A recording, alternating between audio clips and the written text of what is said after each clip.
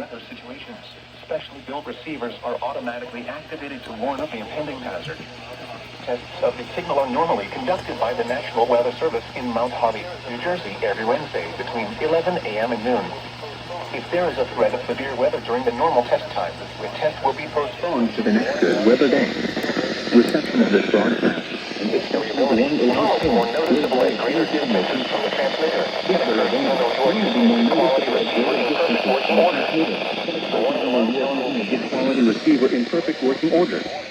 The warning alarm tone will be activated for hazardous weather watches and warnings for the following counties and marine areas near Lewis, Delaware, Kent, Kentucky, in New Jersey, Cape May, in Maryland, 40 nautical miles in all of Delaware Bay. This concludes the weekly test of NOAA radio all hazards. Station KHB38 in Atlantic City, New Jersey. 40 nautical miles. Thank you for listening to NOAA Weather Radio All Hazards. This concludes the weekly test of NOAA Weather Radio All Hazards.